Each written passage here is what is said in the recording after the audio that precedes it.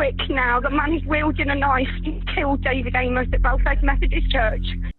A British fanatic, Harbj Ali, murdered a respected defenceless Sir David in 2021. 3 days later, the Prime Minister recited a sombre eulogy, followed by Sir Stormer. This country needs people like Sir David. This House needs people like Sir David, and our politics needs people like Sir David. Dedicated, passionate, firm in his beliefs, but never anything less than respectful for those who thought differently. Those are the values he brought to a lifetime of public service. There can be few among us more justified than him in his deep faith in the resurrection and the life to come.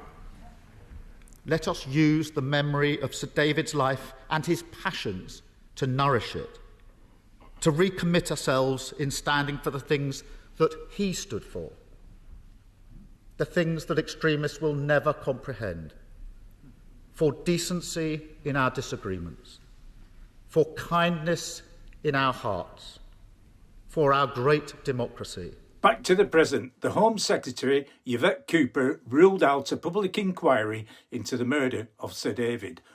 On hearing the bad news, Katie Amess gave a harrowing, distraught, emotional interview prior to a meeting with Sir Keir, revealing the emotional scars her family have carried over the last 3 years in their fight for justice. His death was entirely preventable. And where do you go from that? Grief is not just a sadness, it is an unrelenting, crushing, suffocating, unbearable weight. And since that awful day, I struggle to breathe, to sleep. I'm scared to be alone. I fear every noise outside. I am worried that another one of my loved ones might be taken from me. I have to have therapy, I have to be on medication, and I've had to put my life on hold just to try and survive.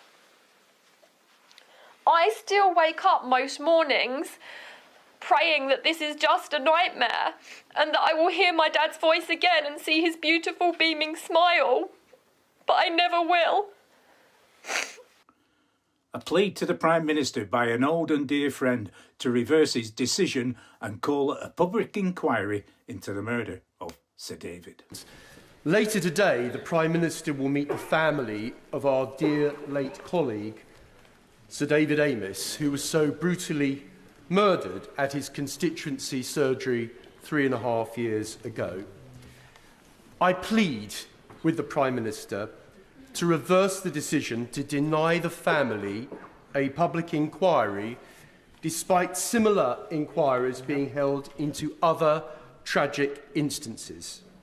So, will he please stop this shameful saga and heed the call of the Amess family for a judge-led public inquiry into David's death and the related failure of the Prevent programme from a heartbroken family? Can I acknowledge just how heartbroken they are? It's difficult to imagine what they've gone through, what they continue to go through. And that's why it's very important that I meet them this afternoon, which I will do, and discuss with them all the questions they want to raise with me. After the meeting with Sir Keir, Julia and Katie Amess, along with their solicitor, Rad Seeger, faced the media.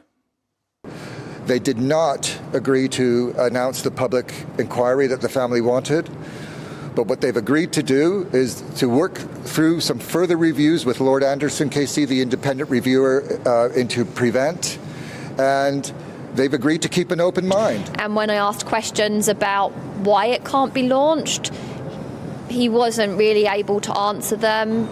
I guess we have to cling to that 1% hope that we can get the answers through a different means, and if we don't get those answers, maybe then they'll reconsider.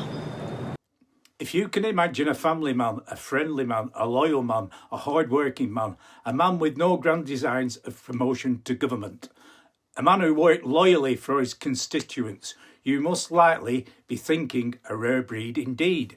Well, think again. Sir David was that man, a beacon of light, always shining, always a friendly word for his peers.